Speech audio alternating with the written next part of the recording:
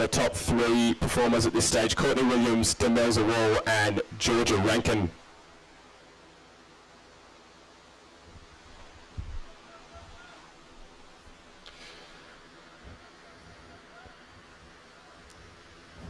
Sophie Wilson now starting off her run, stepping up into that under 23 category this year. She's had success in junior categories here before. Be interesting to see if she can lay down a time that's competitive with Georgia O'Callaghan, your current leader in that under 23 class. Sophie Wilson, another athlete that will be eager to book herself a place in the final later on this morning. Going direct through that move, you saw Georgia O'Callaghan going for the back off here, so it'll be interesting to compare split times to see which move was faster, but that looked good from Sophie Wilson there.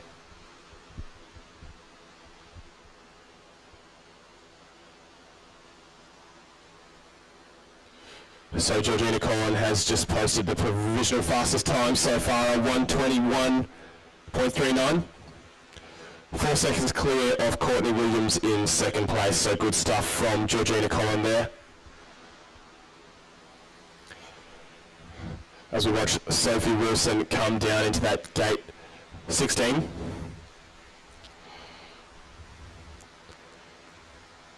Looking to consolidate on a pretty fast top section so far from the young Penrith paddler.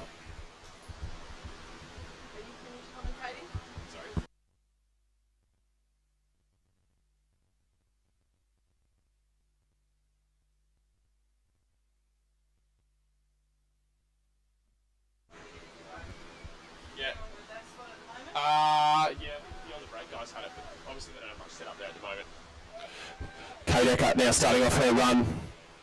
Very experienced paddler here at Penrith Whitewater Stadium. Originally from Tasmania, but moved to Canberra a couple of years ago to study physiotherapy.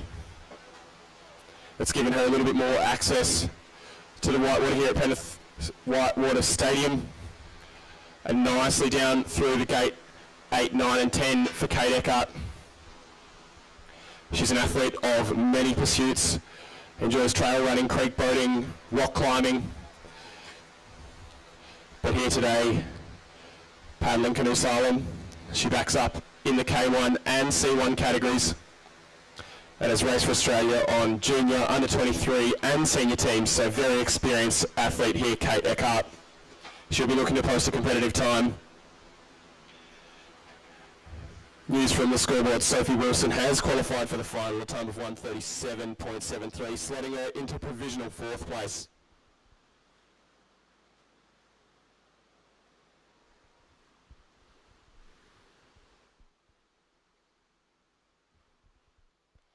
Starting off her run now, Noelle Fox. Obviously grown up paddling here at Penrith Whitewater Stadium. Choosing an interesting line to the first gate, going wide on the right-hand side of that drop. Trying to give herself a little bit more space for that gate 1-2 move. I'm not sure that it's paid off for her today, but it'll be interesting to see what the scoreboard says. She's got good speed on the boat through this top section though, so it hasn't worried her at all. Following now Kate Eckert, crossing the line, a 1:17.16. It is provisional first place for Kate there. 4 seconds clear of Georgina Collin, so a good run and a clean run crucially. We can see the times from this morning's runs are definitely a little bit slower than yesterday's heats run, and that's a testament to the difficulty of the course here that's been set for the finals at Penrith Whitewater Stadium. As we see Noelle Fox coming down through that midsection of the course. Penalties up the top could prove costly for Noelle Fox. It'll be interesting to see how she stacks up compared to the likes of Kate Eckert and Jessica Fox.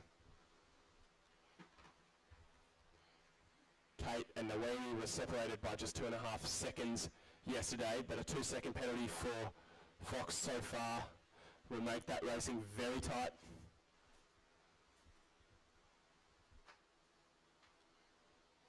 As we look now to the top of the course, a woman who needs no introduction, the world number 1, Jessica Fox, silver medalist at the London Olympic Games and bronze medalist at the Rio Olympic Games and at the Tokyo Olympic Games. So vast experience here in the K1 category for Jessica Fox, and a good clean and fast top section, so she'll be looking to lay down the gauntlet and qualify for the final.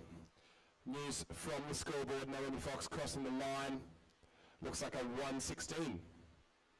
Where will that put her? Provisional first place, 0.2 ahead of Kate Eckhart. So like I said, tight racing at the top end of the field here. They were separated by 2 seconds yesterday and just 0.2 seconds this morning. So all to play for in the final later on in the K1 women's here. Jess Fox with absolute precision across the wave in that main wave feature, and really accelerating the boat towards the back half of the course. Jess copping a little penalty there in the midsection. It'll be interesting to see if she has the boat speed to make up for that further down the course. Your provisional top three: Naomi Fox, Kate Eckhart and Georgina Collin. So interesting, both Fox sisters taking the wide line into gate one and both of them hitting gate one. So I don't know if that's something to analyse for the final runs later on this morning. It'll be interesting to see the line choice of the K1 men who will be following these guys very shortly. Just coming in nice and high into that penultimate upstream. It looks like she has set the pace alight. Stopwatch with plenty of time. I think she'll easily raise the benchmark here. Stops the clock and the time is 1:12.85, so she does go into first place, Jessica Fox. 4 seconds clear, but with 4 seconds of penalties, so that raw time was exceptionally fast. Your top three from the K1 women's semi-final this morning: Jessica Fox, a 1:12.85, Naomi Fox, a 1:16.96. Very closely behind her, Kate Eckhart, a 1:17.16. Fourth place, Georgina Collin. Fifth, Courtney Williams. And Demilza Walls, Sophie Wilson, Georgia Rankin, Georgia O'Callaghan and Cody Davidson rounding out your top 10. You'll see them later on this morning in the final for the K1 women at the Australian Open.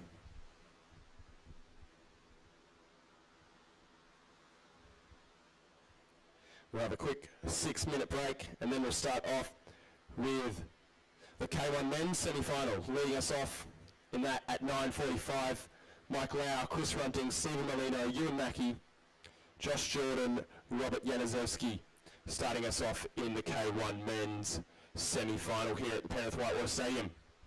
You are watching the Paddle Australia 2022 Australian Open of Canoe Slalom.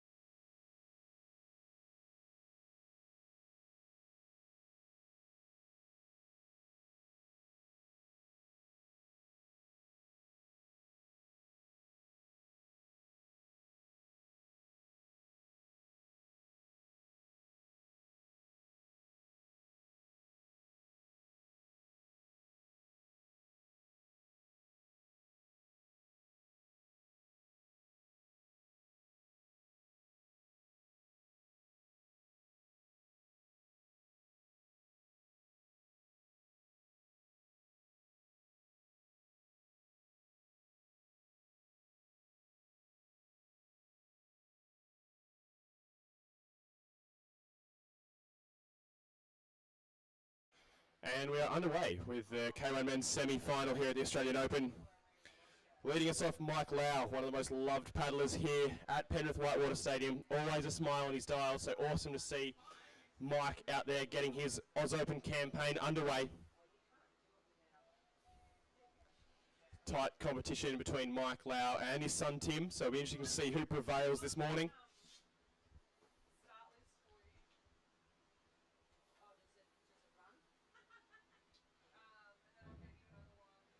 So Mike Lau now coming down towards gate 12.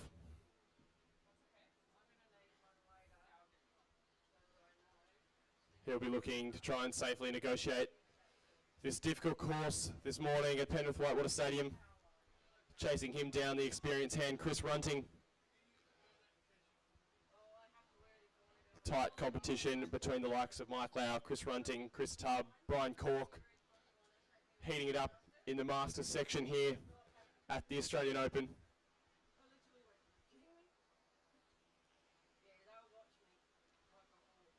Looks like Chris Runting is on fire in this top section. Awesome to see him putting down a good run. Maybe some issues for Mike in that mid part of the course, but Chris Runting putting on an absolute exhibition for us here this morning.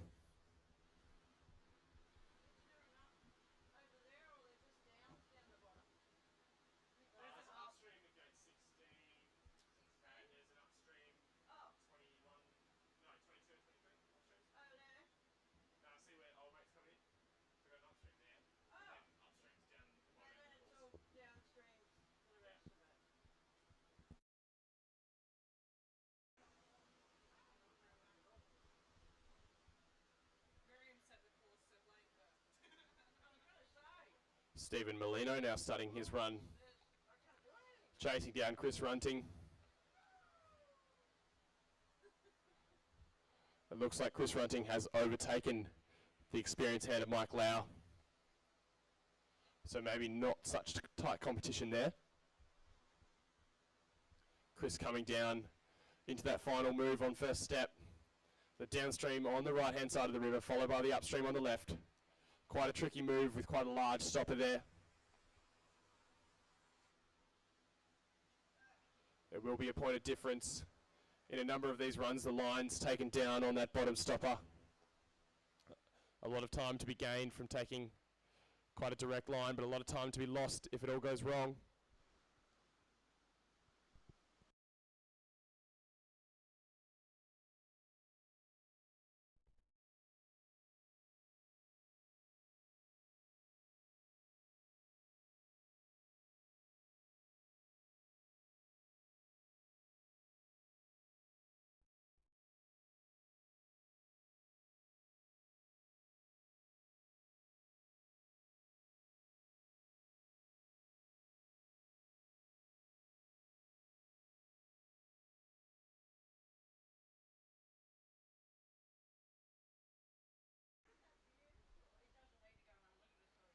Next paddler on the course, Ewan Mackey. Maybe a couple of issues for Ewan there on this first stagger. A notoriously difficult course. He'll look to reset and get on to that mid part. Some good strokes on the water for young Ewan Mackey. One of our under 18 paddlers here.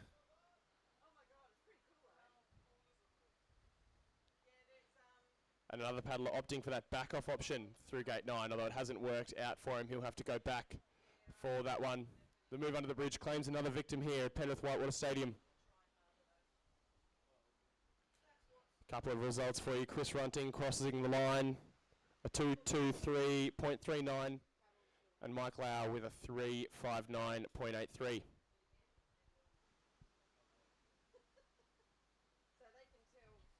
Ewan Mackey onwards towards that mid part of the course, opting for the spin on gate 13, a much safer option, and he does that one quite nicely. He'll be looking to maintain that momentum down the bottom half of this course.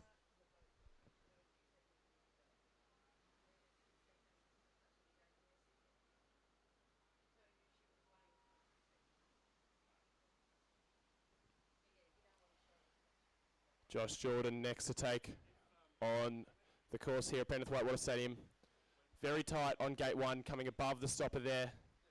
Getting into gate 2 nice and high, so a flashy but fast start for Josh Jordan here. Another paddler opting for the direct on gate 5. Does that very nicely and back up to speed. So good stuff from Josh Jordan.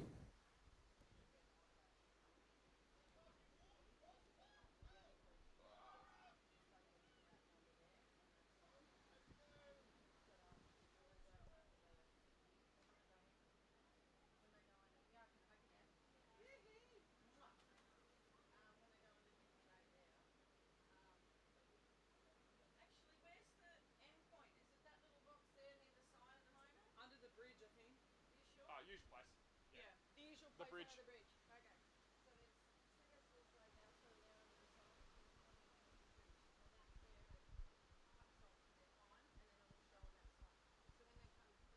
So Josh Jordan, another one of the athletes going for the spin option through that gate 13-14 manoeuvre.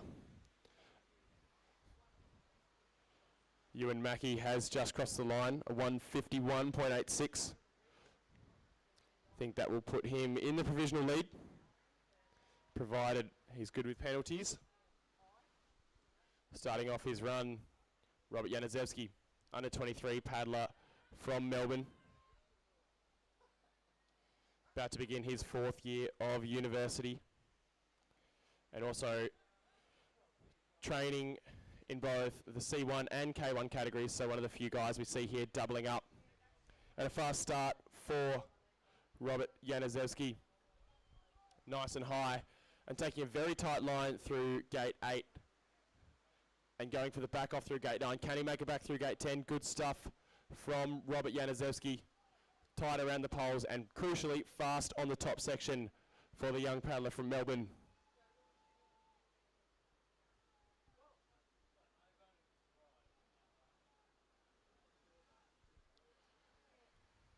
Having to fight a little bit through that gate 13-14 move. But this looks like this run could raise the standard so far in this K1 men's semi-final. Nice and high into that gate 16 upstream. And straight through the stopper to that little gate 17-18 dogleg move. In and out of that micro eddy nice and fast for Rob Januszewski. And he'll be looking to challenge the top times. He may even potentially catch up to an athlete in the final sequence. So all eyes on the bottom of the course. Josh Jordan still fighting his way to that final up as we see Rob Januszewski dropping in nice and high into that hole. In and out of that upstream. Good stuff from the paddler from Melbourne. And he has caught up to an athlete there in the final upstream, but it hasn't really affected him. He's dropped in above. Maybe touching that final up, and he'll have to sprint to the finish. But he will raise the standard here, Rob Januszewski. As we see Ryan Hughes starting off his run. Ryan stepping up into that under 23 category as well this year. A bit more of a conventional approach to the stagger under the bridge for Ryan Hughes here. As we see Rob Januszewski crosses the line. It's a 123. Provisional first place for the Melbourne paddler. Although he'll have to watch out for paddler number 9 here, Ryan Hughes, setting that top section alight and looking calm and composed through the middle part of the course.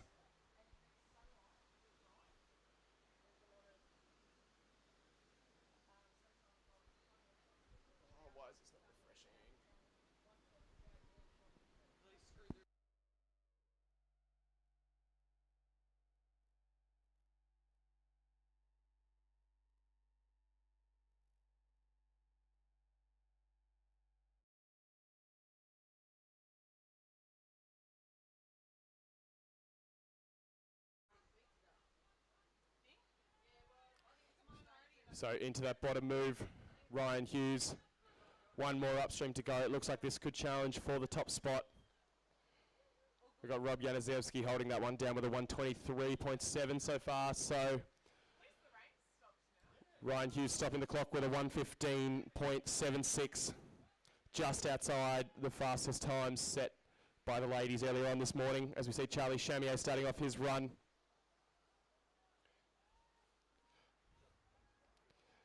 Charlie Chamier in that under 18 category. He'll be looking to post a competitive time. Obviously, we've seen some pretty hot racing in the under 18 category so far.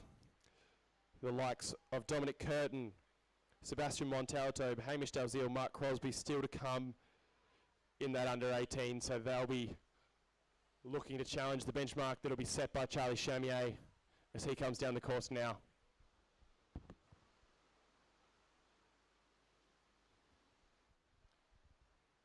So far your provisional top three in the K1 men's semi-final here. Ryan Hughes with a clean run, a 1:15.76. Robert Januszewski, a 1:23.7. And Ewan Mackey with a 2:03.8.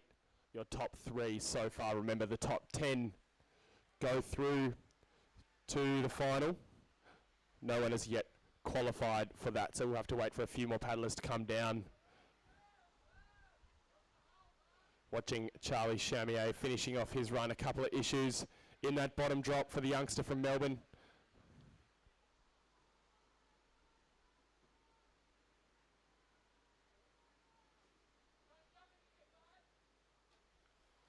Watching now Robert McConnell starting off his run. The enthusiasm of Mike Loud not lost on him as he comes down under the bridge, opting for the direct. And stylish stuff from Rob McConnell there.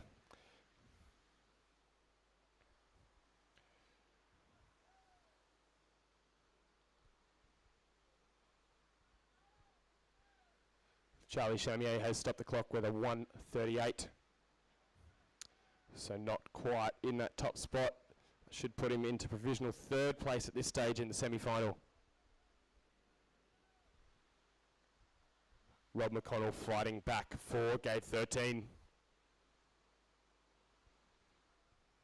It'll be interesting to see who can come out on top between Rob McConnell, Chris Tubb, Brian Cork, Chris Runting.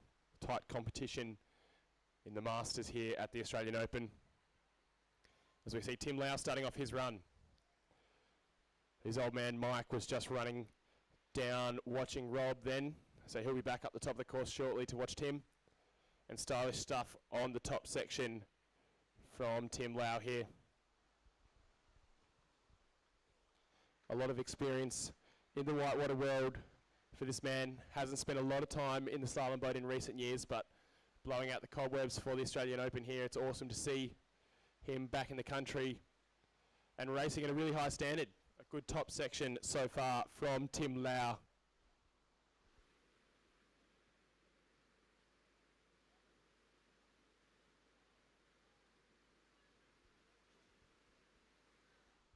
Rob McConnell fighting back for that final upstream. He'll look to motor on down towards the finish. And he cuts the beam with a 1:49.4. So awesome stuff from Rob McConnell.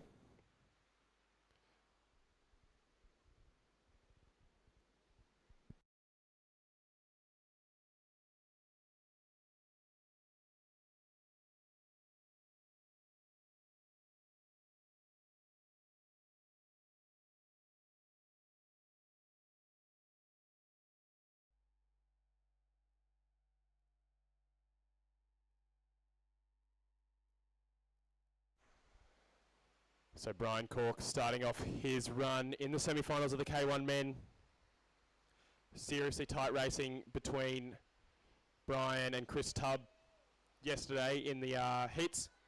Be interesting to see who can come out on top this morning in the semi-finals. As you can see, these two ranked very evenly. Chris Tubb coming down right behind him.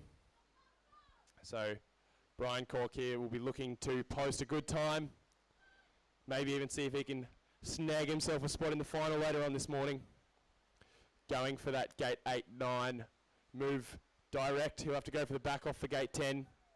Seems to have worked out for him, so stylish stuff from Brian Cork under the bridge.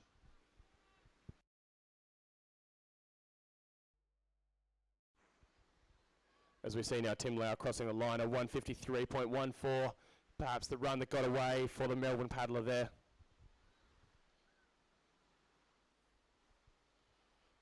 But all eyes on the course now. Brian Cork steaming down that midsection.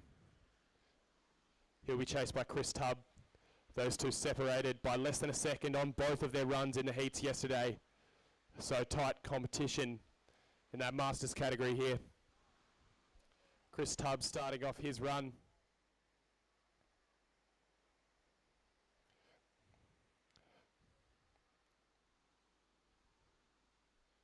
And very nicely through that top move. Will be interesting to see if the difficulty of the course is a component in this category. Obviously tight racing in the heats, but the course is much more open. So a tighter course, a little bit more physical too.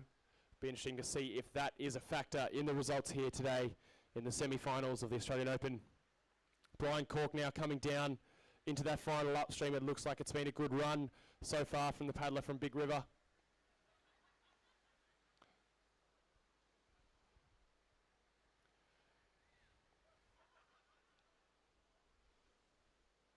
And he'll cross the line.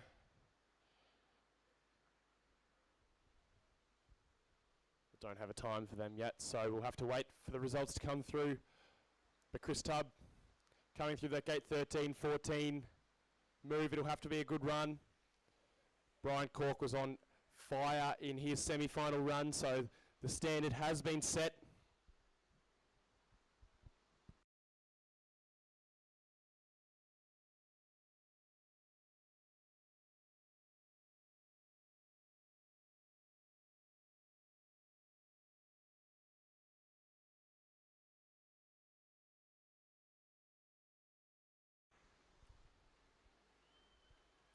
At the top of the course, we are back in the Young Guns category. Riley Galea, under 18 paddler from Melbourne. Stylish on those top couple of moves. He'll be looking to get that boat back up to speed for this midsection. Obviously this gate 8, 9, 10 has provided a lot of options for the athletes this morning.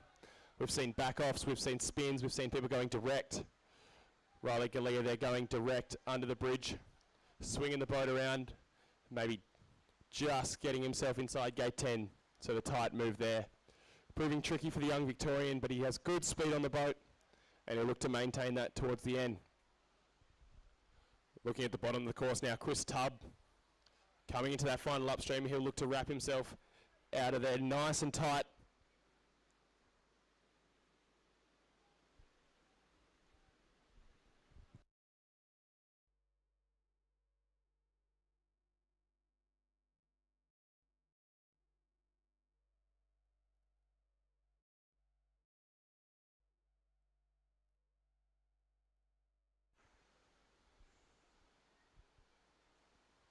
All good, thanks.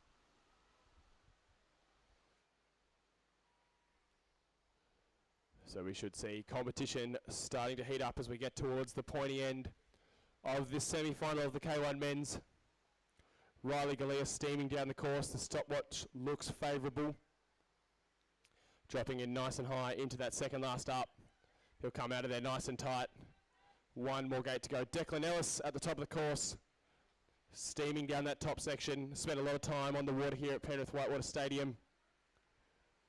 And smooth through that gate 7, 8 move. Another paddler opting for the direct. And smooth stuff from the Penrith paddler. We saw him doubling up in the C1 and the K1. Nicely around behind gate 12. And a clean jump across the wave. Looks like he was aiming for the direct, but the eddy stopped him getting his boat round, but showing his versatility, dropping into the spin.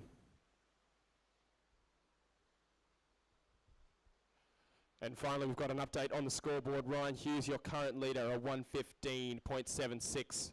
Riley Galea just crossing the line then with a 121.4 in second, and Robert Januszewski still holding down third place with a 125.7.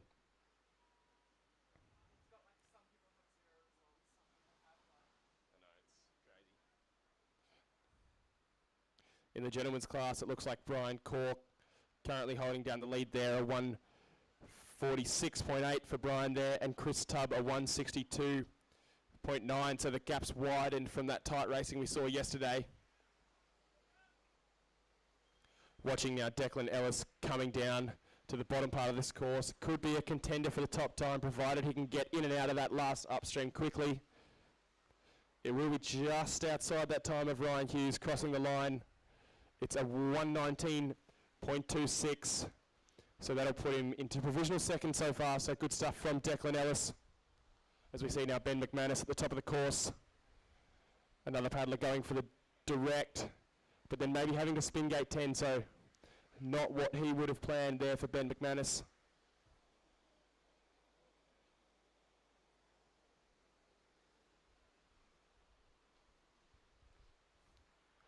So yeah, Declan Ellis there dropping into second place. A clean run, a 119.2.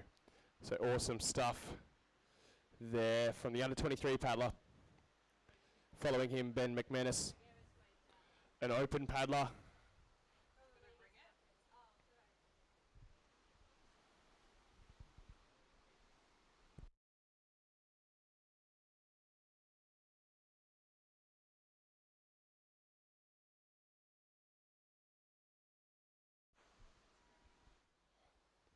At the top of the course now, another one of our under-18 paddlers. Hugh Clements, paddler from Kingston. Spends a lot of time paddling at the Brady's Lake Whitewater course. National championships will be there later on this year. It'll be good to see all of you guys come down to that. Hugh looking very smooth and stylish on the top part of this run. He'll be looking to post a competitive time in that under-18 category as we see Ben McManus cross the beam. Perhaps a case of what could have been for McManus there, a couple of penalties proving costly. As we see now, Hugh Clements, paddler number 21, coming down behind gate 12. He'll need a good jump across the wave here into 13. Opts for the spin. A safe move, and onwards towards the back part of the course.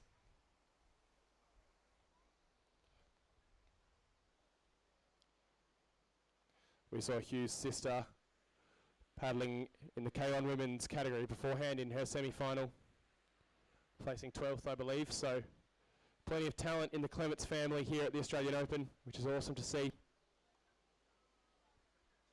As we watch Hugh come down into that final move. The young Tasmanian looking to really turn on the afterburners across the flat water here at the back part of the run. It'll be interesting to watch his line through this final gate sequence. And not the line he perhaps would have wanted there, as we see now Miles Ford starting off his run. Young Penrith paddler doubling up in the C1 and K1. So really showing his versatility here at Penrith Whitewater Stadium this morning.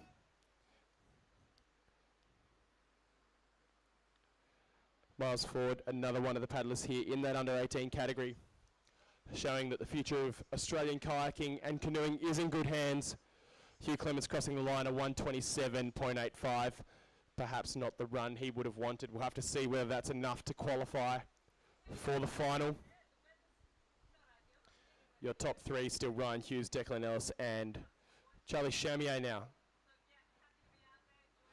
It looks like a few penalties have been added to athletes and reshuffled the order there in the top three. So Charlie Chamier now sitting in third spot.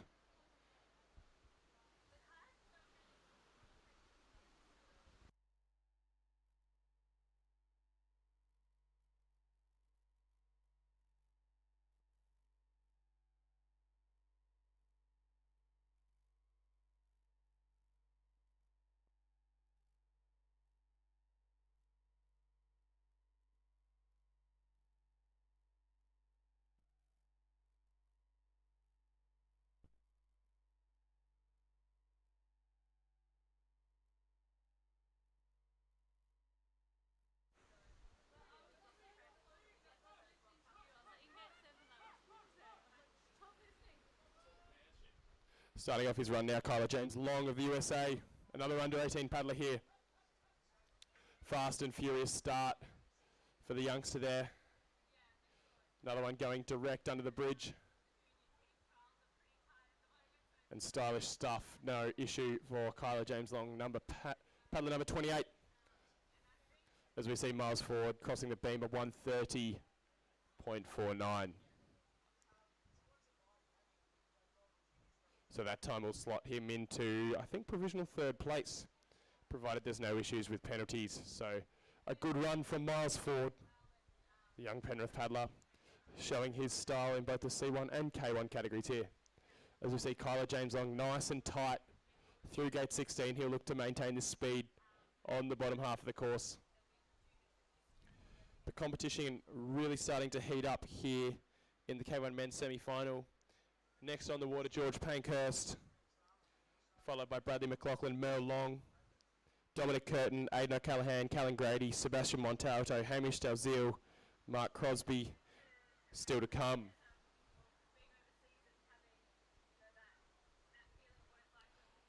So George Pankhurst now, under 18 paddler, comes from Western Australia. Another one of the athletes here we see paddling the C1 and the K1, so a versatile athlete.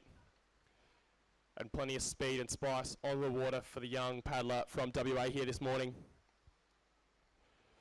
As we see Kyler James Long stops the clock. It's a fast time. I think a 1:18 is what my clock is saying. Yes, a 1:18 from Kyler James Long. Provisional second place. Pushes Declan Ellis down into third. The top five, Ryan Hughes, Kyler James Long, Declan Ellis, Hugh Clements and Miles Ford. So some of these junior paddlers putting down some pretty spicy times to compete at the top end of the field here in the K1 men's semi-final. Watching George Pankhurst come into that middle part of his run, nice and tight under the upstream of gate 16. He'll look to go below that stopper feature. It makes a much tighter line into that 17-18 move, but potentially saving time getting stopped by the water feature. So interesting stuff from George Pankhurst. Bradley McLaughlin now starting off his run into that under 23 category and going for the wide line through gate 1. Manages to come nice and tight into gate 2 and cutting the lines again to gate 3. So Bradley McLaughlin really showing his strength in the top part of this course and somehow managing to stay off the poles. So good stuff from the paddler from Melbourne. Dropping in nice and high into gate 7, punting off the wall. Stylish paddling here from McLaughlin. He'll look to maintain this intensity all the way through his run and really showing his experience. As we see George Pankhurst crossing the line, it's a 1:21.44. That'll put him into provisional third at this stage. We'll just wait for those results to be confirmed. But Brad McLaughlin will be setting the scoreboard alight if he can hold this pace the whole way down. Just makes it through gate 14. As we can see, Bradley McLaughlin, under 23 paddler from Melbourne. Well established here at Penrith Whitewater Stadium. A big squad following him down here this morning. He'll be looking to try and put himself in the final later on. And he looks on track to do it. Speedy stuff from Brad McLaughlin there. And yes, George Pankhurst slotting in into second place. A clean run from the West Australian. Or not, actually. A couple of penalties have just been added. So, sorry, I'll correct myself there. George Pankhurst slotting into fourth.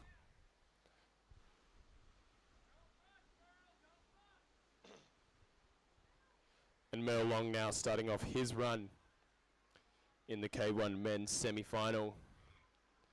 Another one of the paddlers travelling from the United States. An under 16 paddler, so fantastic to see someone of his age paddling with such speed and skill. So awesome stuff. Merle Long of the US.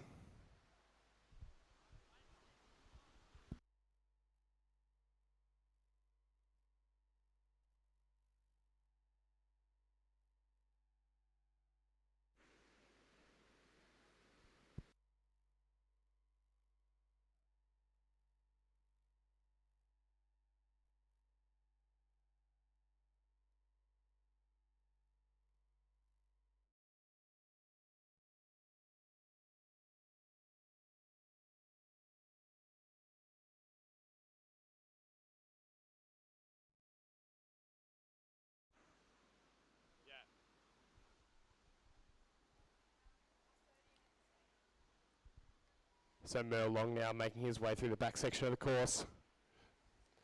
Good composure from the under 16 paddler. As we see now Dominic Curtin, one of the promising juniors from Australia. Paddles in both the C1 and K1 categories. Maybe a little low into that first up, but another athlete ducking behind the stopper there. As we look for the time of Bradley McLaughlin, it looks like some penalties have really played a factor into Bradley's run there. 100 seconds back, so 50 seconds added to his time twice throughout that run, not what he would have wanted. But Dominic Curtin looking fantastic on this top section.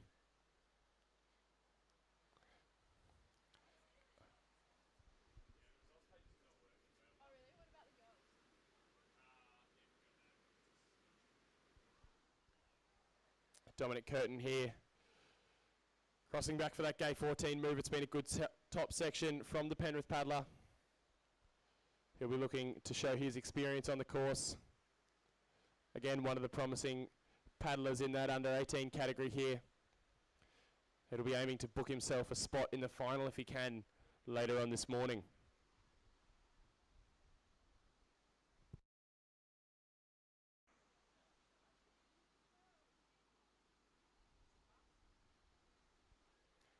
Next to start, Aidan O'Callaghan, under 23 paddler from Melbourne, looking to see if he can book himself a spot in the final and potentially on a national team. He's paddled for many years at Westerfolds Park in Victoria. Has got a good squad behind him in this semi-final, and a composed start to his semi-final for Aidan O'Callaghan here. We saw his sister paddling, of course, qualifying herself for the final in the K1 Women's this morning. So he'll be looking to do the same thing, not to be outdone by the younger sibling.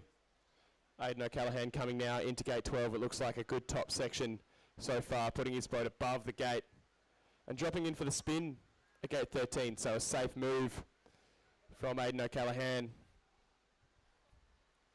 22 years old, studying engineering at RMIT. Environmental engineering, I believe. So a smart man too. As we see Aidan O'Callaghan on that back part of the course, he'll look to consolidate a good run so far.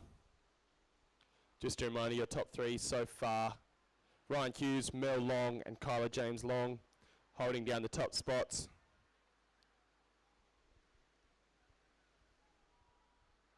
And Aidan O'Callaghan crucially clean so far on his run. Hopefully he can maintain that down through the final few moves. Callan Grady, the grandfather of Penrith Whitewater Stadium, works here as a raft guide, as a coach, paddles here at a supreme standard as a slalom paddler. So a popular face here we see at Penrith. Would be awesome to see Callan get a good run in. Really putting in some big strokes here. Callan Grady dropping in under the bridge. Maybe a touch lower than he would have wanted. As we look for that time of Aidan O'Callaghan, it's a 1:11. Be interesting to see whether there's any penalties involved here. So we wait for his score to be verified. But a good run from the Melbourne paddler. Callan Grady now will look to jump across this wave in the mid part of the course. Another paddler opting for the spin. So it's a popular move, the spin from gate 13 to 14. For those who don't know, a spin is where you drop in and negotiate a gate backwards rather than doing that stagger direct. Often seen as a slightly slower move, but much safer and much more repeatable. So it really shows the difficulty of this course that so many of the athletes are choosing to spin on that move.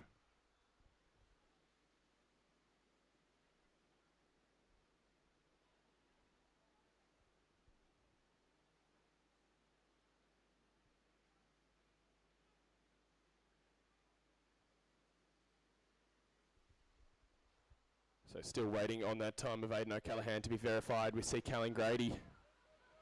Looks like he's crossed the line. Oh no, one more upstream to go for Grady.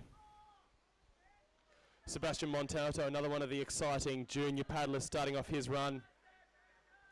Looks fast through that top sequence. Paddler from Melbourne.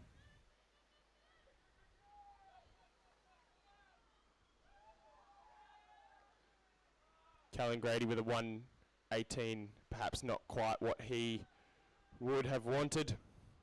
And Aidan O'Callaghan has raised the bar, a 1:15.53, just sliding in ahead of Ryan Hughes by 0.23 seconds.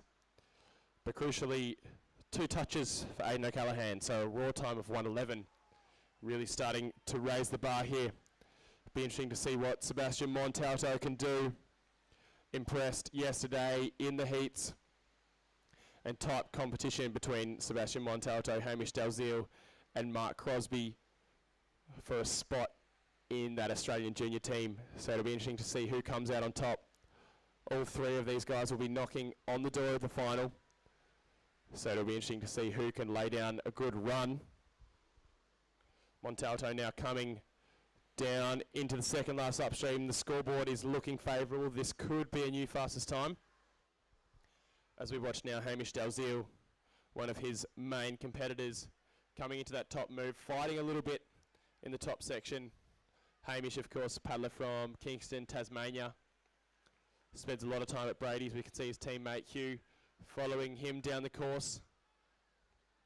As we see now, Sebastian Montalto setting the scoreboard alight at 1:08.57.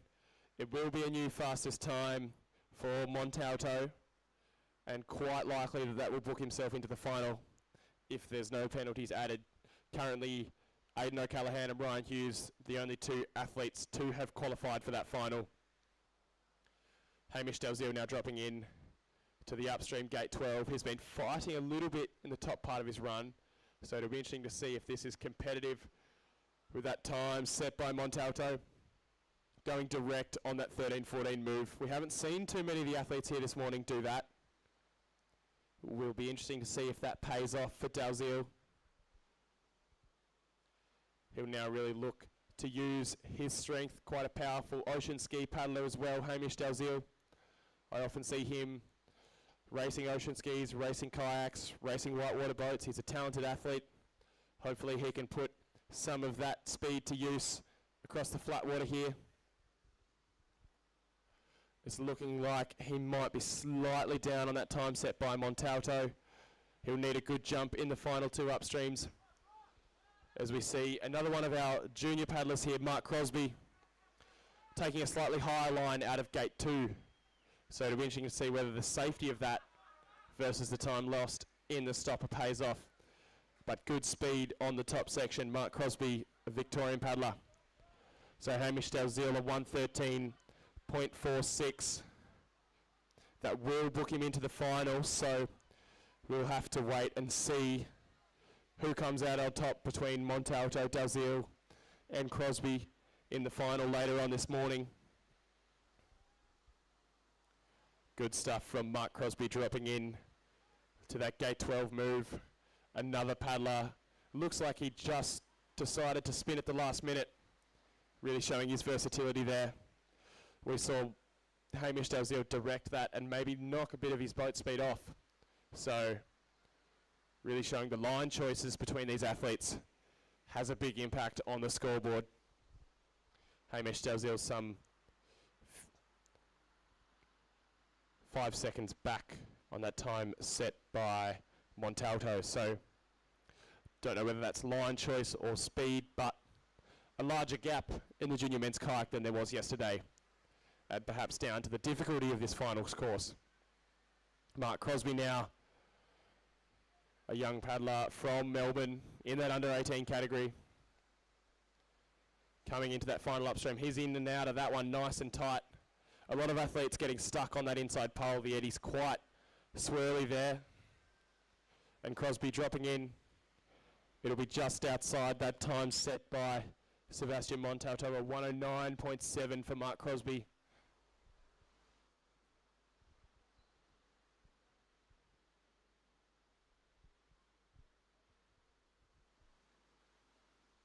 And we'll have a brief gap in proceedings. Josh Montalto, not a starter this morning here in the semi-final.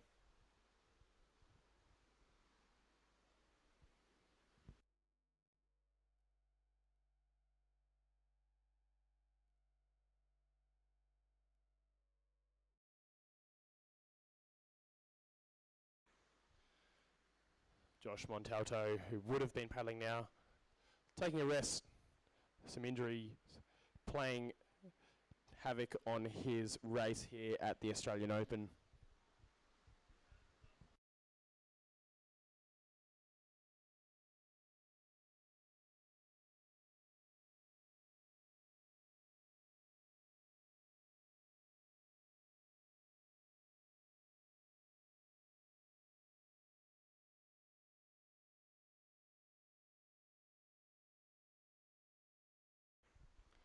And we are back underway.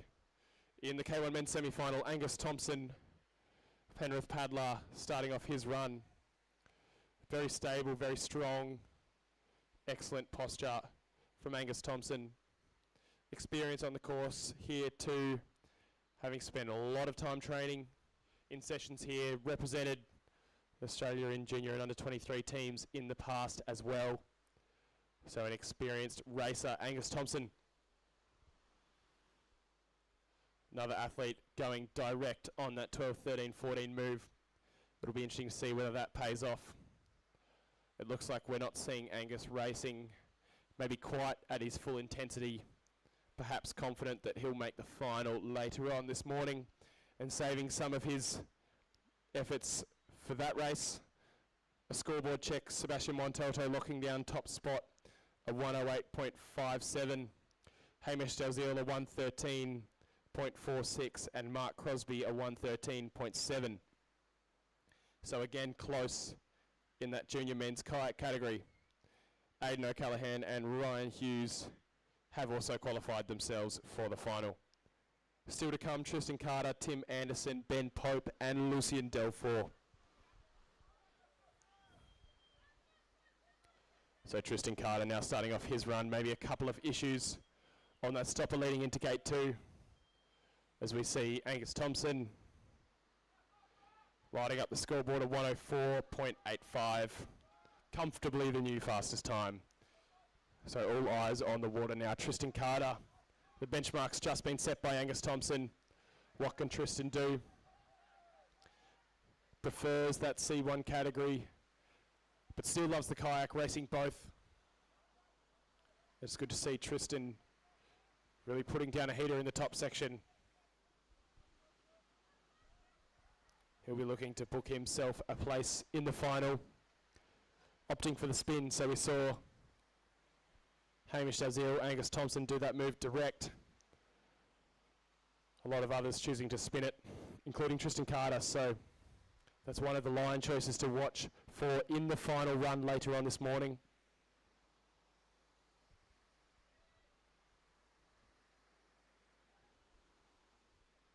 And he'll be looking now to put some good speed on the boat.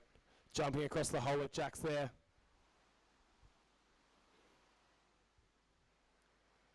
Tristan Carter having represented Australia on multiple junior and under 23 teams and senior World Cups in the C1 category as well. As we watch now to the top of the course, Tim Anderson, one of the most stylish paddlers on the water here. Characteristically smooth, but makes that boat run very, very fast through the water, so he's an athlete to watch. Another one going for national team selection. So he'll be looking to put himself on a really fast top section and then maybe back off and qualify himself a spot for the final. But all class so far for Tim Anderson. As we see, Tristan Carter cuts the beam of 109.33. That'll be good enough for third place here in the semi-final. Your top three, Angus Thompson, Sebastian Montalto and Tristan Carter, so far have all booked themselves places in the final. So Tim Anderson going direct on that gate 13-14. It will be interesting to compare his time with that of Angus Thompson. And very nice through that upstream of gate 16. So Tim Anderson, another one of the very experienced paddlers here in the open category.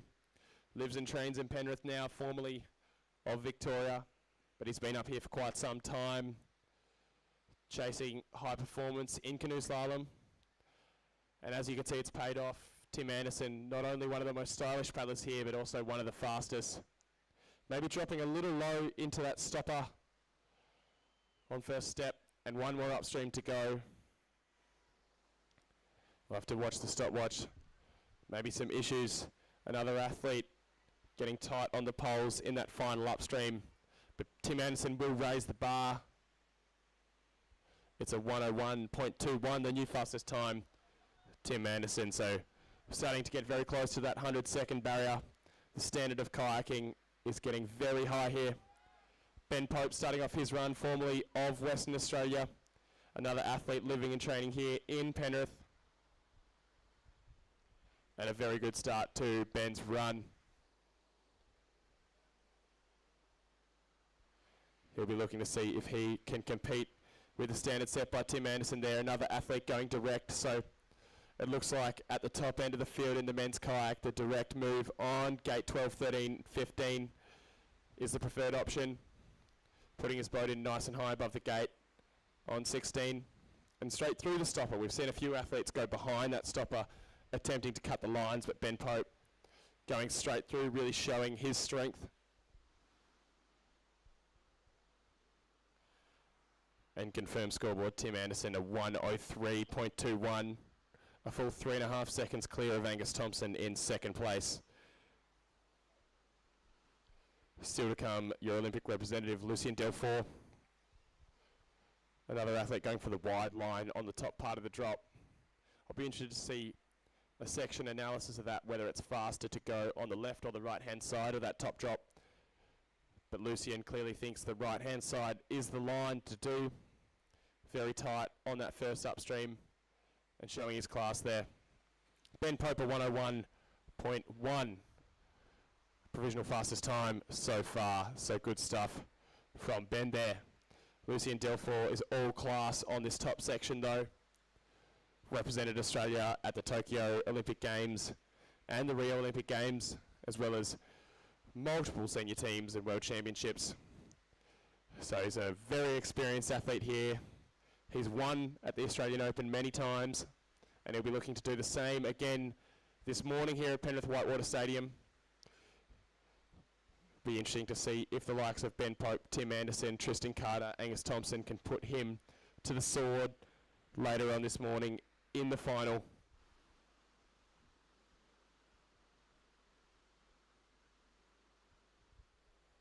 As we watch now the final athlete on the water for the K1 men's semi-final, Lucien Delfour. And you'll see now he'll back off the intensity for this final move and just try and get into the final safely. He's got plenty of time in hand, making up lots of speed on that top section. And now just cruising into that final upstream. He'll look to give himself plenty of space around the poles. And he will just cruise across the finish line. And it's a 100.8, a new fastest time for Lucien Delfour. And that concludes the semi-final for the K1 men's here at the Australian Open. Lucien Delfour with the fastest time of 100.87. Expect to see several of the boys go faster than that in the final later on this morning. Second place, Ben Pope, a 101.1. Tim Anderson, third place with a 103.21. Angus Thompson, fourth with a 106.85. And Sebastian sixth, Hamish Dalziel, seventh. Mark Crosby, eighth. Aidan O'Callaghan, ninth. And Ryan Hughes, 10th. Rounding out your top 10 and qualifying themselves for the final later on this morning. Now be aware these are provisional results and could be subject to change. We'll be back very shortly with the K1 women's final.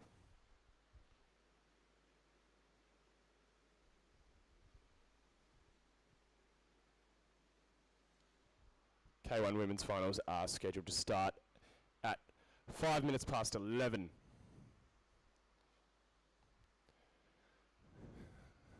Expect to see us led off with Cody Davidson, followed by Georgie O'Callaghan, Georgia Rankin, Sophie Wilson, Demelza Wall, Courtney Williams, Georgina Collin, Kate Eckhart, Noemi Fox, and Jessica Fox, your start list for the K1 women's. 11:05, expect to see them take to the water.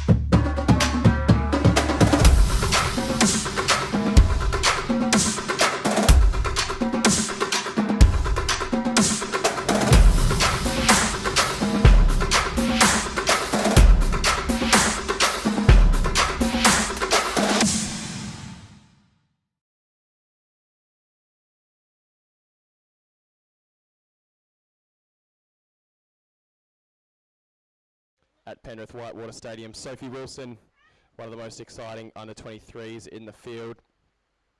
Demelza Wall, C1 paddler from Tasmania, backing up in the kayak. Courtney Williams, New Zealand paddler, making the trip over for the racing in Australia this season. Georgina Collin, a Western Australian paddler, spent a lot of time in Europe but back in Australia for the racing this summer. Followed by Kate Eckhart, a C1 and K1 paddler, lives and trains in Canberra but originally from Tasmania. Following her, the Fox sisters, Noemi Fox, qualifying second into the semi-final, and following by the great Jessica Fox, of course. So Cody Davison starting us off here, paddler number 13. Under 16 paddler, had an impressive semi-final run, and now backing up in the final. The course has changed between the heats that you saw yesterday, so some of the upstream gates swapping positions and a slight rearrangement of the downstream gates, making for a much more difficult course than we saw in the heats. So plenty of challenges for the athletes this morning. But you are watching the start of the women's kayak final here at Penrith Whitewater Stadium.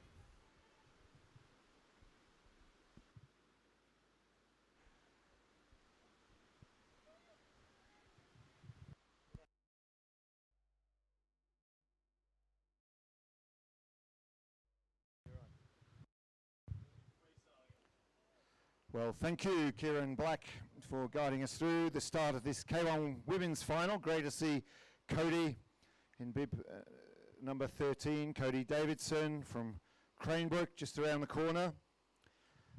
Learned to paddle here, Penrith Whitewater Stadium.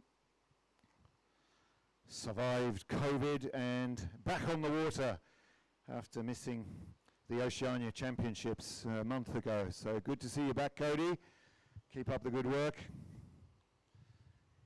Well, I had a good look at the course close up, Kieran, and particularly around the 12, 13, 14. Lots of different manoeuvres going on through there. But what I noticed on the scoreboard is how sustained it is in terms of the difficulty. From gate 1 to gate 23, the last upstream, quite a not a muscle move, but a tough way to finish the course, and that line at the very top of the course. So a challenge set by Titouan Duprat and Miriam Fox is really going to stretch these finalists. No, it's a fantastic course, Richard. I was on the course last night, and some of the key moves, the 3, 4, 5 stagger, quite a tight one, and we'll see a lot of issues under the bridge, the gate 8, 9, 10. There'll be a lot of decisions. We saw people doing back-offs on that this morning, some spins and even directs. As we see now, Cody Davidson coming down into the final upstream. Another good run from the young paddler from Penrith, and also the youngest paddler in this field at just 15 years of age. So congratulations to Cody there.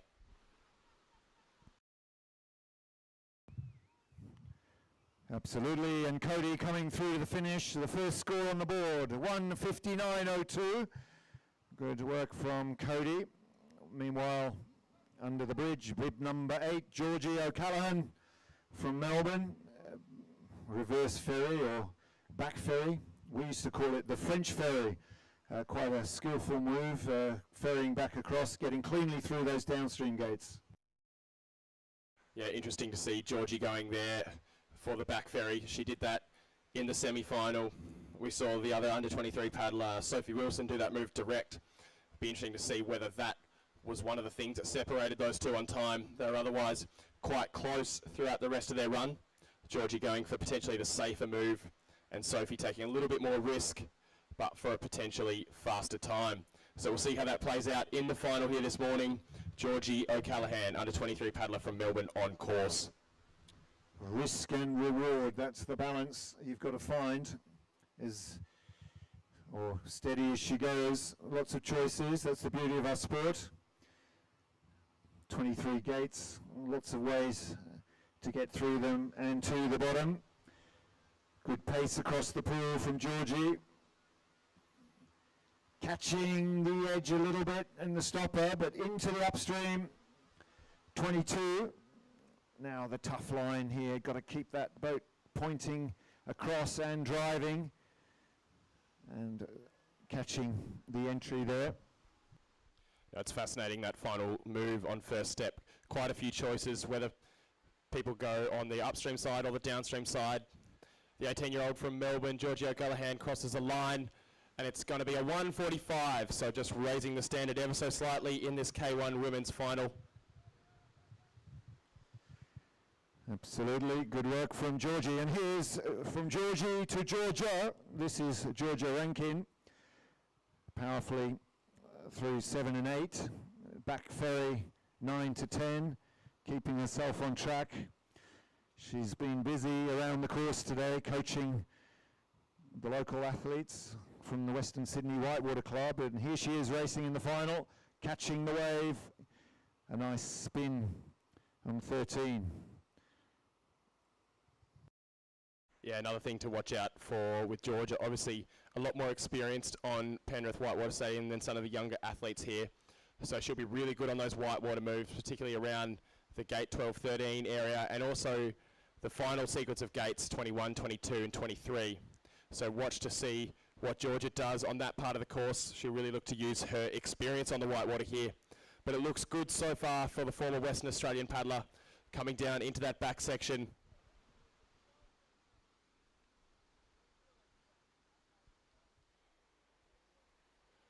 So Georgia Rankin now on the far side of the course, looking to go high above the stopper here.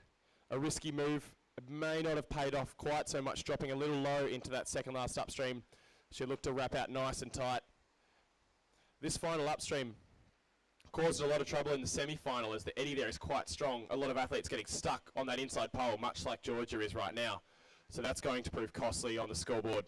But at the top of the course, one of the most exciting under-23 paddlers in the field, Sophie Wilson. Quite tight between her and Georgie O'Callaghan, who just went before. It'll be interesting to see what move she goes for under the bridge here. And 1:38.77 for Georgia Rankin. That is the new lead. So the time's dropping, and they've still got a fair way to come down to match the semi-final run of Jess Fox, which was a 1:10.85, but a good effort there from Georgia Rankin. Sophie Wilson now on the move, 12 to 13, ends up with the spin, but that's okay. Flicks, catches the fast water, and manages to keep the boat moving nicely as she goes down through the middle section. It's interesting, another thing to watch for these athletes on the course. The gate 12-13 move is notoriously fickle, and what they choose to do in that gate very much depends on how well they get onto the wave in that section. So often you'll see the athletes setting up to go direct through gate 13, but they won't have quite the perfect jump across the wave, and they'll have to switch onto the spin, which is where they go through that gate backwards. So watch for the versatility of the athletes changing plans mid-course often.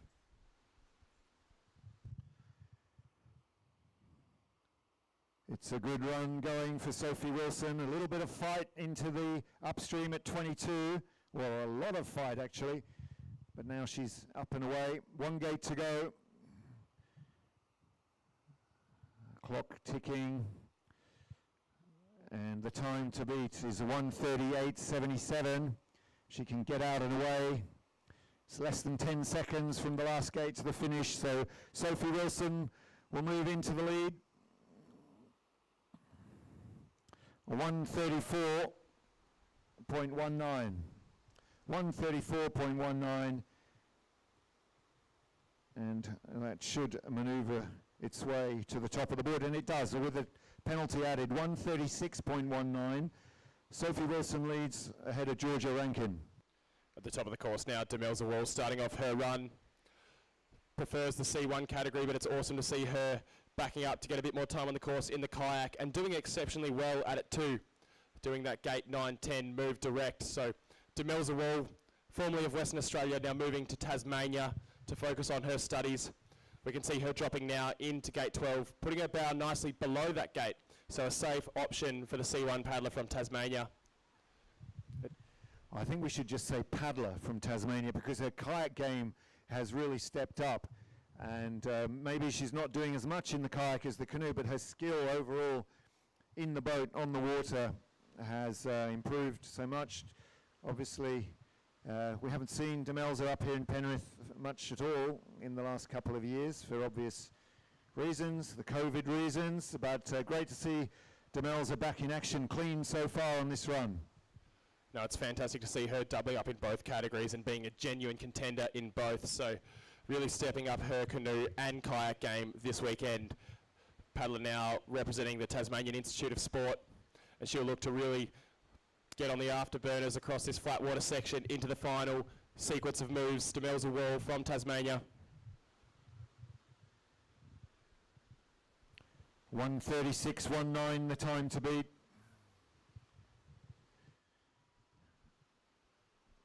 She's got to hurry up if she's going to take the lead, but she's in cleanly into gate 23, exiting on 1:30. It's going to be just outside the lead of Sophie Wilson. 1:35, 1:36, and 1:37.35. So good run. And into second position, waiting for adjustments if there are any from the judges, but a good finish from Demelza Wall as bib number 4 from New Zealand, Courtney Williams. Yeah, it's fantastic to see on the scoreboard the younger paddlers, the likes of Sophie Wilson and Georgie O'Callaghan, really putting the elite girls to the test. But right now on course, Courtney Williams of New Zealand making the trek across the ditch to race in the Australian races this summer, which is awesome to see her participating here. And not just participating, but being a very, very top contender. She'll be looking to put forward a time that can compete with the medals today at the Australian Open. And a good start for Courtney Williams. Absolutely. It's a family. It's a family business with the Kiwis. And Courtney here for some time before she heads off to Europe. Doesn't want to head back home in between because of the inbound regulations still in play. And great to have New Zealand on the start line. Normally we'd have a host of countries, but New Zealand it is, and the USA. Courtney finishing up her run. The clock's on 100, and the time of Sophie Wilson up for grabs. I think she's going to get there. 1:36 the target. She's away, charging to the finish, and she's going to be well out in front. Good run from Courtney Williams from New Zealand, and a 1:20.74, our new leader. Yeah, it was fantastic to see Courtney there really using the whitewater feature on that second last upstream. She came in much higher than all the other athletes so far, so really showing her skills on the whitewater here, the Kiwi paddler Courtney Williams. As we see now at the top of the course, Georgina Collin, Australian paddler originally from Western Australia, has spent a lot of time in Europe over the past few years, but awesome to see her back here at Penrith Whitewater Stadium racing in the Australian Open. And that's an improvement for Courtney Williams from her semi-final by 3 seconds or so, but expect that time to be challenged. Georgina Collin now, the next challenger. 4 boats to go. Georgina Collin, Kate Eckhart, Noemi Fox and Jess Fox to round out the field. Here comes Collin on the surf across to gate 14, keeps the bow up nicely, gets the flow and into the middle section. 15-16, sweeps out of the upstream, keeping the boat moving nicely. A tricky double down behind the island and catching her out slightly on the lead-in gate. Georgina Collin there looking very composed through the top 2 sections of her run. It's interesting in the canoe slalom world, a smooth run is often a fast run, even if it doesn't look like they have the intensity. But Georgina Collin looking very good on the first few sections so far. Coming into that final move, she's in and out of the second last gate quickly. It'll be interesting to see if she gets caught on the inside pole like many of the athletes so far. Well, the pole's swinging and she gets her head between them, which is important, but to chase on now for the lead for Georgina Collin. 1:17.94 as she crosses, but I fear that will be adjusted up 117, 119.94, but still first place for Georgina Collin. At the top of the course now, Kate Eckhart, Tasmanian paddler, now living and training in Canberra. She moved there to study physiotherapy. A woman of many talents, Kate Eckhart, an excellent rock climber, creek boater, surfer. She can do all of the things, but here in the canoe slalom today, you'll see her tomorrow in action in the C1 as well. So another one of the ladies here doubling up as we see Kate coming through that gate 9-10 stagger. Good speed on the boat so far for the Tasmanian as we see her now coming into that drop through gate 12. Will be interesting to see whether she does that on the spin or the direct. And direct it is for Kate Eckhart. So awesome showing her whitewater skills here. Good run going for Kate Eckhart. Looking clean so far and moving the boat well. You mentioned the creek boating, Kieran, and some of those skills do translate here, reading the water. The confidence too that comes with that, running the drops around Canberra. Lots of water this year, of course, but here the jump over the drop, Jack's jump into the double down, fighting her way across. Still going well, Kate Eckhart. This up on the lead, I think, so far. Needs a good surf into 22, and she gets it in high and out. Now you can really see Kate using her whitewater skills here. She paddles more class 5 whitewater than many people in Australia, men or women, so she is one of the top whitewater kayakers in all disciplines. As we see her coming across the line, the time looks like a 111.96. It will be the new fastest time by some margin, so a fantastic run for the Tasmanian paddler, really showing her whitewater skills here today at the Australian Open. Good finish there from Kate Eckhart.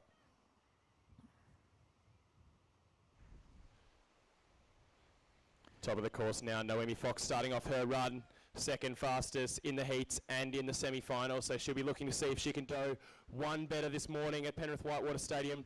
The standard's been set very high by Kate Eckhart, and potentially some issues on the poles there for Noemi, so we'll see if she can recover from that in the mid part of the course, but a flying start for Fox of Penrith.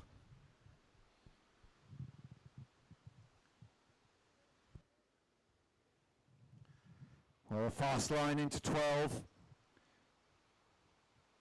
Pulls the direct move. Good turn. Picks up the flow well, so making up for that error under the bridge and now chasing down that time. Kate Eckhart's time, 1:11.96, just a second or so off the time set by Jess Fox in the semi-final. So that is a strong lead to attack. It'll be interesting to see. Keep your eyes on the scoreboard now. It was close between Noemi Fox and Kate Eckhart in the heats, 2 seconds apart there. In the semi-final this morning, they were 0.05 seconds apart, I believe. So very tight racing between these two athletes. Kate Eckhart was fantastic on this final drop as Noemi comes in. Again, done it brilliantly, so it's going to be tight as they cross the line. Noemi Fox coming into that final upstream now.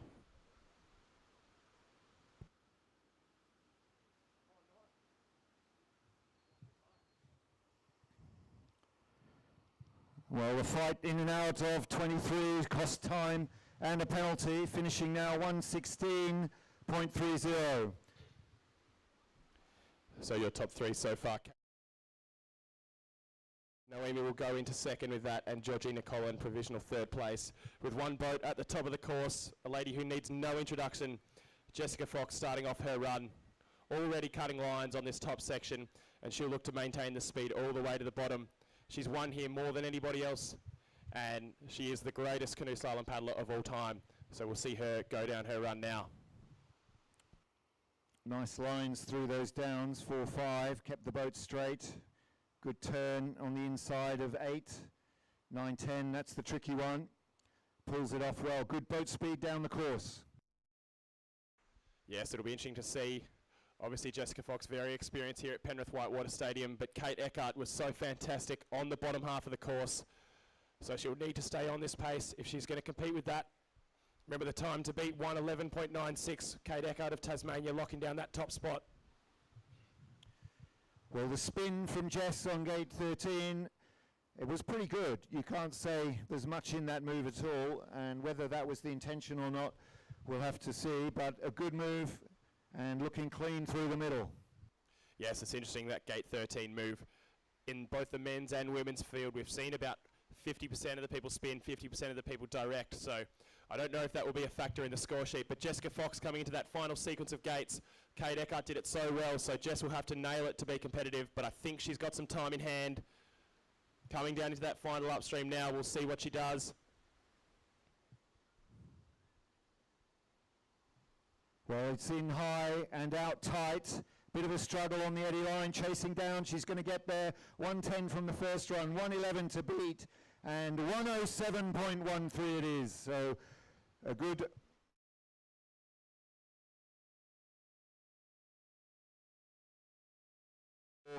adjustments to those scores, and it looks like as the 107.13 is the lead. Kate Eckhart in second with 111.96.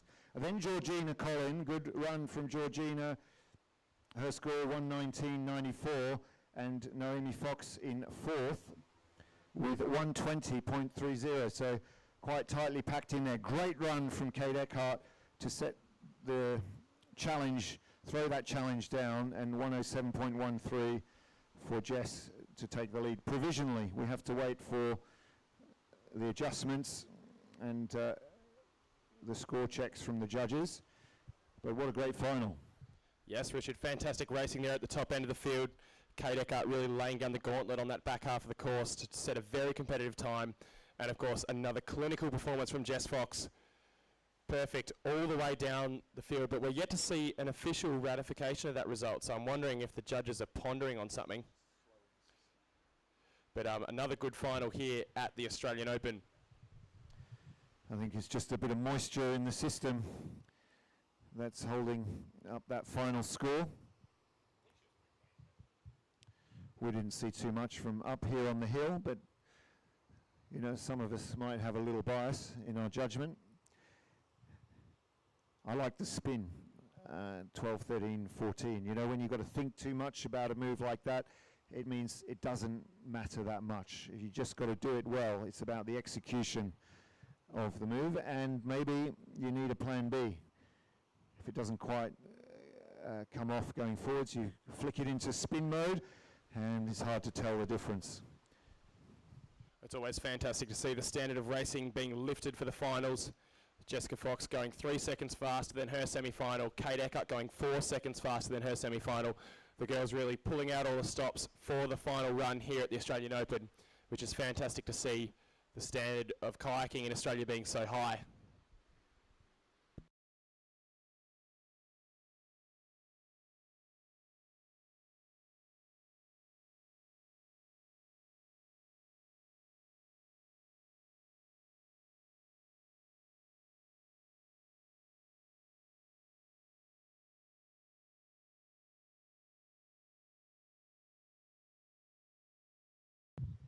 Well, while we wait for that final score, we can bring you the lineup for the men's K1 final, which was about to start in a few minutes' time.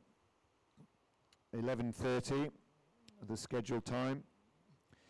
And first boat off, Ryan Hughes, followed by Aidan O'Callaghan, Mark Crosby, Hamish Dalziel, Tristan Carter, Seb Montalto, Angus Thompson, Tim Anderson, Ben Pope, and Lucien Delfour will be the last man to start. So the winner of the semi-final going off last in the final, 10-boat final.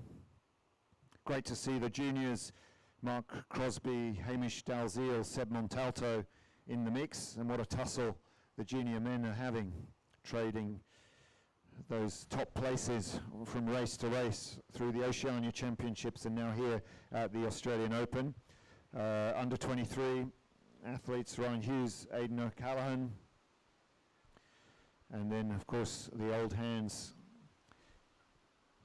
Lucien Delfour, Ben Pope, Tim Anderson, the favourites. But watch out for Angus Thompson, fourth from the end, and dark horse Tristan Carter, who we'll see later, well, tomorrow in the canoe. We just may have a short delay here. I understand there's still inquiries underway for the K1 men's semi-final, so we're yet to have an official start list for that final, so there may be a slight delay there. Does look like we do have a time for Jess Fox there. A 1:11.13, so penalties added to her time. Kate Eckhart just 0.83 behind her, so very tight stuff at the top end of the field here in the women's kayak. Well, that's right. 4 seconds of penalties on the last two gates, 22 the upstream on the left and 23 the upstream on the right, made that a close finish. Clean run from Kate Eckhart. We noticed that. Excellent. 1:11.96 and just 8/10ths of a second separating Kate Eckhart from the winner, Jess Fox. So we finally got that sorted as the next race gets underway with Ryan Hughes, bib number 7. Well, actually, Aidan O'Callaghan it is.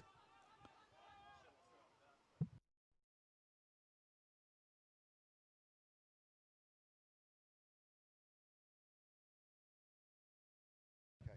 So in fact, the first boat down is Aidan O'Callaghan wearing bib number 7. Good support from the crowd. Popular on the water and off the water with the Melbourne crew. A nice touch on the water, not touch on the gates. And looking good in the early stages. There's the tight turn. So analysis between the runs, perhaps pointing to the spin, Kieran. Yeah, it does look that way. A couple of the really fast guys going for that spin option. Just seems a little bit safer and a little bit more repeatable. And there doesn't seem to be any significant time advantage from going direct. But we see now Aidan O'Callaghan, 22-year-old from Melbourne, studies environmental engineering, and having a really good crack here in the K1 men's final. He'll be looking to post a top time here. I think he's going for selection for a national team, so he's really keen to lock down a good run here in the final, as this is a run that counts, and it looks good so far for the young Melburnian. Indeed it does. 2 gates to go for Aidan O'Callaghan. Next boat to go will be Ryan Hughes. Here comes O'Callaghan. The clock's over the 100. And the sprint to the finish ahead. So the early lead. This is the mark for the others. And 1:15.7 it is. 1:15.7. Penalties on 8 and 14. And oh, that's not looking good for Aidan O'Callaghan. A red flag flying for gate 22, so a 50-second penalty and 1:65.7.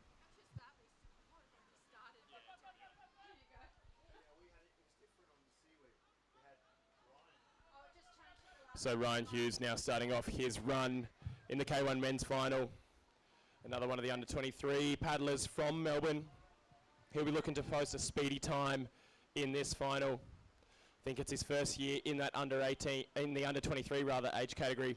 So one of the younger fellas in this field, he'll be really looking to set it alight in this final. He doesn't have a whole lot to lose here. He'll just be looking to post a really fast time. So good start from Ryan Hughes, Victorian paddler on course. So in the semi-final, the best score was 100.87, a clean run from Lucien Delfour, but the fastest raw time was Ben Pope, 99.10. So we've got to imagine that you need to be under the ton, sub 100 to take this race out. But it's a physical course. We've seen already that the double up at the end, quite a telling combination of upstream gates and quite a testing finish. Yes, if the standard of the women's final is anything to go by, they really upped the ante for the final few runs, going a lot faster than the semi-final. So expect the winning time to be around that 98-second mark, with these guys really lifting the intensity towards the back end. But on course, Ryan Hughes, he'll be looking to post a good time. Clock is favourable, although again, issues on that final upstream. So it'll be interesting to see what the judges say there. Ryan Hughes crossing the line. It's a 1:11.88, and he looks happy with that run. One of the best runs we've seen from the young paddler from Melbourne. Ryan Hughes very happy with his performance there. Fist pumps and celebrations. I think he pulled off gate 23. Great effect, the sweep around, that's the best we've seen so far.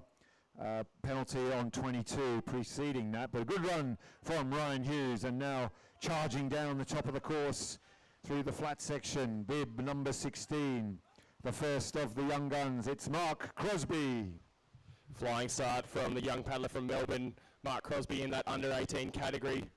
Obviously going to be tight competition for the under 18 title here at the Australian Open. We've got Seb Montalto, we've got Hamish Dalziel, we've got Mark Crosby on course in the K1 men's final. It'll be interesting to see how he goes on this section. Looks like he's setting up for the spin, so another paddler going for that option in this final. The thing about the spin is the speed you can get out of it from the eddy. If you get the turn right, the boat balance right, pick up the flow quickly, easier to spot. So good work there on the combination 13-14, and now well into the middle section. Struggling a little bit through 17-18, needs to hold it through the final section. Fascinating to see the reactions of these paddlers as they get down the bottom of the course.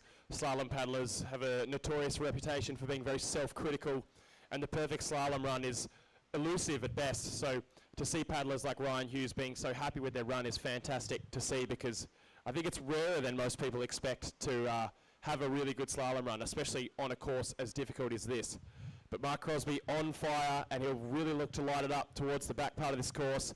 It may even be a new fastest time. Mark Crosby crosses the line. It's a 1:08.24, and I think that will be enough for the lead. So awesome stuff from the junior boys here. Mark Crosby with a new fastest time. Good finish from Crosby, the last upstream. He had good speed coming in and stayed high in the gate, and a good speed on the exit. So Mark Crosby setting the bar a little bit higher, so 1:08. Wait for the adjustment on that. That's good improvement. In the semi-final he was 1:13, so that's what you want. Step it up in the final. Here comes the next young gun junior paddler from Tasmania. It's Hamish Dalziel. Yes, Hamish Dalziel, one of the most exciting paddlers to watch from Tasmania. So strong, so fast on that top section. We saw he had an interesting line into that second gate. It'll be interesting to see if that costs him on the scoreboard, but Hamish has got a lot of speed on the boat and a lot of strength, especially in that back half of the course. So it'll be interesting if he can compare with Mark Crosby. Going for the direct, we saw Crosby with the spin in his run, so Hamish really looking to step it up and do the more technical move, looking for those little pieces of seconds as he goes down his run. That's it, good lines so far from Hamish Dalziel.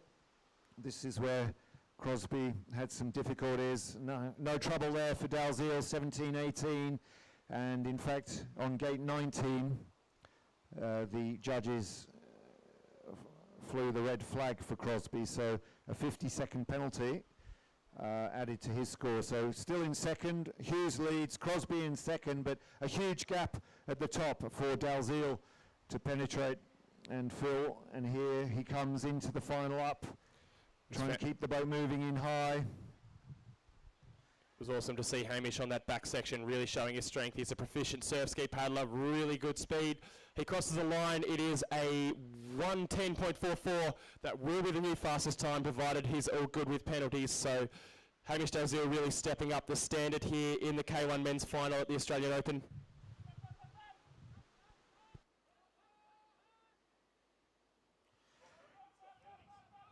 So Dalziel with 4 seconds of penalties, 1:14.44 his total. The last two gates, again, proving the challenge. So Ryan Hughes, the fist pump lasts longer, 1:13.88 the lead. Here comes Tristan Carter, the dark horse in the kayak. Tristan Carter looking very speedy on that top section. Incredibly technical paddler. He spends a lot of time in the C1, but also loves his kayak paddling, and he's going to be a genuine contender here in the final. I think one of the fastest we've seen do that 7, 8, 9, 10 combination this morning. And Tristan going for the spin here on gate 13, looking to get a little bit of safety out of his run in that mid part of the course. Well, the canoe paddlers, when they race in their kayak, they love to stick it to the kayaks, don't you think? And Tristan Carter doing just that. Still on song. The double down, 17-18, done smoothly. We can't see this, but it's the big jump through 19. Something's happened there. A loss of time and a bit of pole movement for Carter. And there's an early penalty too on gate 13. So not all smooth sailing for Tristan Carter.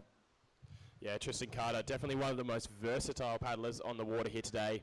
So good in the canoe and so good in the kayak, and he'll really love to show his strength as he motors on towards the finish. It's going to be a fast time.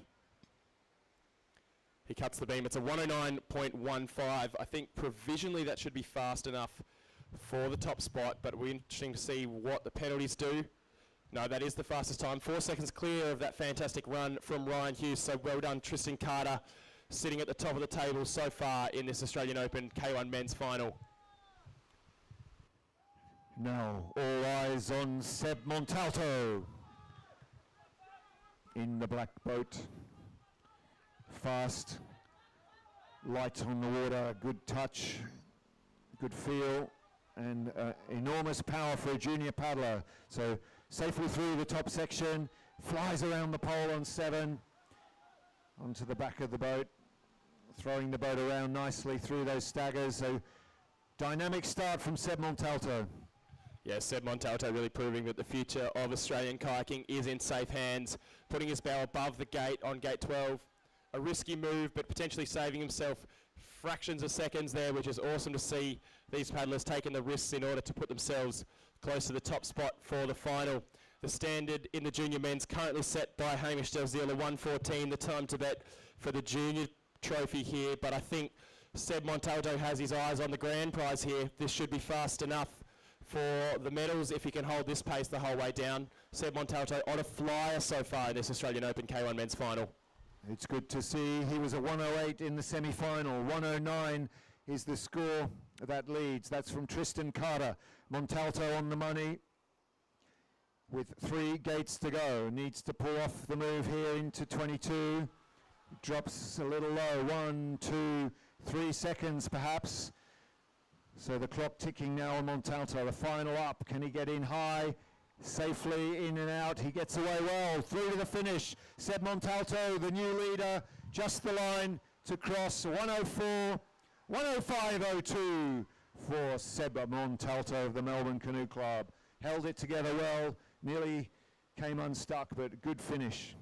A brilliant run for the junior paddler Seb Montalto there. I think if it wasn't for the error on that second last upstream, that would have been in contention for the medals. We see that time of 105.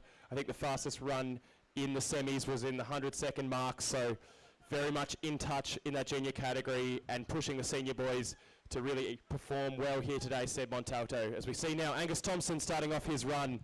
Penrith paddler, very experienced, and had one of the fastest raw times in the semi-final. Be interesting to see if he can back that up with a good run in the final here. So 107.02, in fact, the time, the total score for Montalto. Once again, that last gate being the problem, a penalty on the exit, I think, for Seb Montalto, added to his score. So 107.02, the time to beat for this man on the course. Bib number 4, Angus Thompson. Yeah, Angus definitely one of the stronger guys in this final. You can see he's got plenty of strength on tap, and he'll really look to use that in the second part of the course where there's a little bit more flat water and you really need to accelerate that boat up to speed, particularly after that jack stopper move. And we can see Angus coming into that one now. He'll really look to maintain his boat speed across the pool there and see if he can drop into that final move. The stopwatch looks good so far. Hopefully he can hold this together and get a good jump into that final upstream. Looks pretty good to me. He's in and out of 22. The clock's on 90 seconds. Just needs to tidy up the finish. Gets out well on the back of the boat. Head through the gate. Our new leader, Angus Thompson, 103.86. That's a good time. Yeah, fantastic run there from Angus Thompson. It'll be interesting to see if that can contend for the medals. I think it was just outside some of the fastest times in the semi-final, but nevertheless, the pressures of the finals can cause errors on the big stage, so it'll be interesting to see how that ends up stacking up. But Tim Anderson, top of the course now, starting off his run. One of the athletes going on the left-hand side of the top drop, just aiming to shave a couple of precious tenths of a second there for Tim Anderson. That's right, all eyes on Tim Anderson. 1:01 was the raw time from Angus Thompson. There was a penalty on gate 17, so 1:01 is pretty handy, but 1:03 the time to beat for Anderson as he punts off the wall at 7, tightly through 8, 9, and now 10.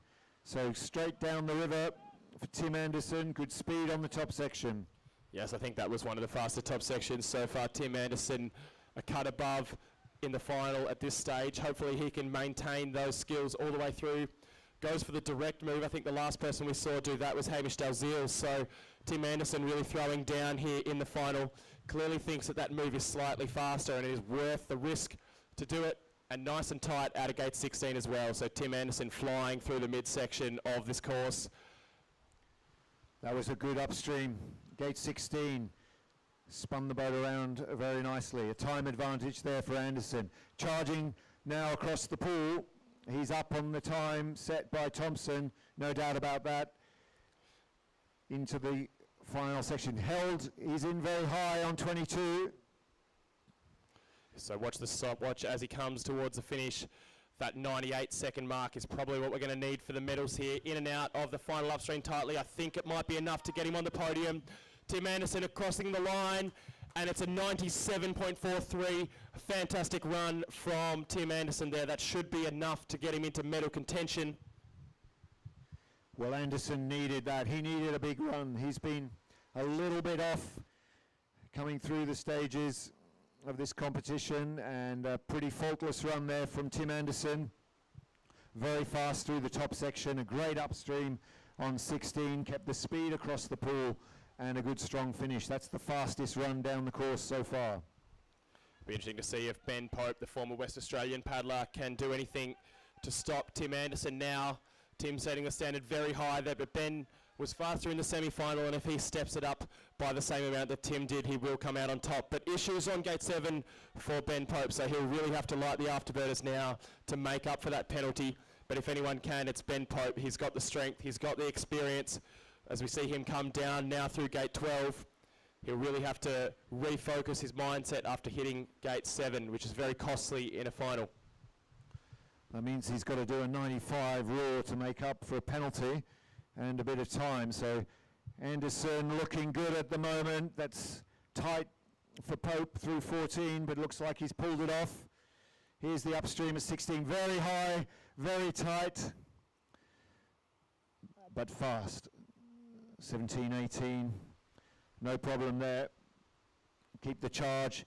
This is the tough thing. You know you've made that early error. You've got to chase the clock, but you've got to eat up that time gradually. You can't just grab it. So a strong finish is what's needed now. 2 good ups from Pope. There's one of them. He's away from 22. Still got some work to do. Needs to nail this. Very good on 23. High and tight. Through to the finish. He's outside. But is he under the 100? Not quite. 100.97 for Ben Pope. Goes second. It'll be interesting to see now the final boat on the course. Lucien Delfour represented Australia at Rio de Janeiro Olympics and in Tokyo, so very experienced paddler. We saw him go on the right-hand side of the drop for his semi-final run, and he's done the same again. We saw Tim Anderson on that blistering pace in his final go on the left-hand side of the drop. So I wonder if this will be a factor on the scoreboard. Lucien will really have to do something special. I think we expected that the winning time would be in that 98-second margin, and Tim Anderson has already gone faster, so something special needed from Lucien Delfour here to take the win. Well, he's definitely got the speed as Delfour, and a tight exit from gate 7. He was cruising in the semi-final. I was on the outside watching him come across the pool into the final section, and there was definitely fuel in the tank. Cautiously down the drop into 12, but he nails the upstream across high, pulls the turn straight back out into the flow. No trouble there for Delfour, but there was trouble for Pope through the middle section. He in trouble with the judges on gate 18. So Anderson leads, Thompson in second, Seb Montalto hanging on to the podium by his fingertips as Lucien Delfour now whips his boat around 18 and jumps over Jack's drop and into the pool. I think it's going to take something special from Delfour on this final move. He hasn't made any risks so far in his run, somewhat conservative, but he is also one of the fastest men in a straight line here, and if anyone can light it up on that final sprint, it is Lucien Delfour, so don't count him out just yet. The clock's saying 87, 88, winning time 97 so far. It's going to be very, very close. Lucien Delfour on his way to the finish. What's it going to be? Delfour has done it, 95.96, what a finish. The last two ups, the difference. Yeah, it's fantastic to see Lucien Delfour really spring across the pool behind the Jack Stopper and to the finish as well, really showing his pace. I think Tim Anderson had very close to a technically perfect run, and Lucien Delfour taking no risk and just opening up the speed in those flat sections to claw back the time. So fantastic stuff. Provisionally, Lucien Delfour will be your Australian Open champion once those results are officially ratified. Tim Anderson second place with a 97.43, and Angus Thompson rounding out your podium with a 103.86. Absolutely. Well, what a lesson there from Lucien Delfour in race management, cruising through the semi-final, but enough to be the fastest man and the last to start in the final. Knew what he had to do, just ate up the clock gradually, as we said. Don't panic, you've got a big score to chase down. That run from Tim Anderson was the fastest at that point, and he brought it home beautifully with the final upstream. And a great, well-deserved win for Lucien Delfour. But it's not over yet. There is a rerun for Aidan O'Callaghan. And we're not sure of the reason, but those results pending the outcome of that run from Aidan O'Callaghan. So stay with us. Judges, stay on deck. Starter, finisher, spectators, don't underestimate Aidan O'Callaghan and what he's capable of.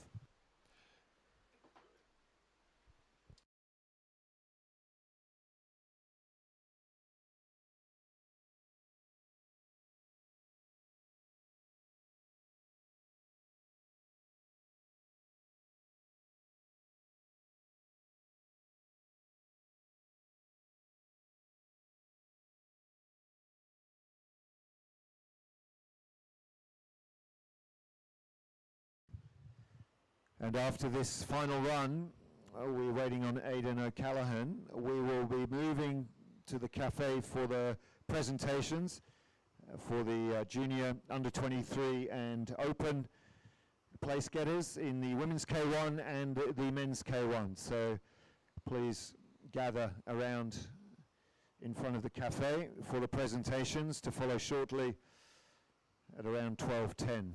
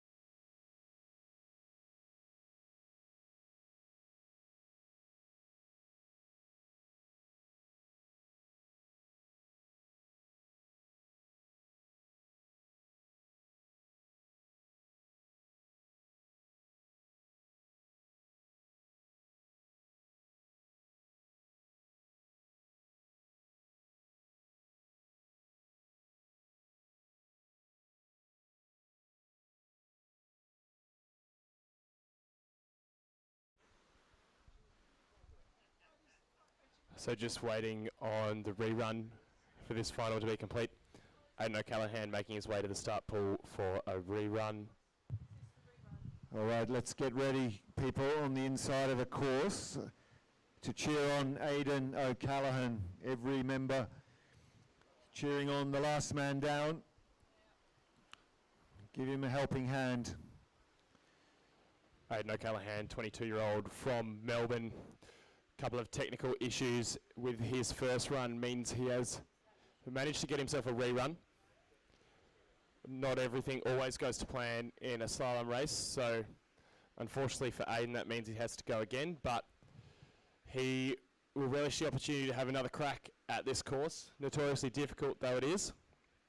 Expect to see him pull out all the stops. He doesn't have any other races this weekend, so it's all or nothing for Aidan O'Callaghan. So coming out of the start out now, Aidan O'Callaghan from Victoria in his final run of the Australian Open. Bit of a splash through the first gate for Aidan, but now on the inside line through these downs. Let's go, Aidan. Cheering on, people. Aidan, a very powerful paddler. See across the flat water there, going really fast. Punting off the wall there, under the bridge. And nice and tight through that stagger there. So good stuff from the Melbourne paddler. Quite a popular man, Aidan O'Callaghan. Got a large cheer squad behind him this afternoon.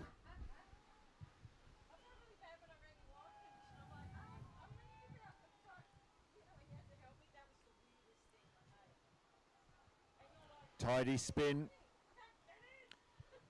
Catches a little bit of eddy, but now moving along nicely through to 15 and 16. Going for the sweep up.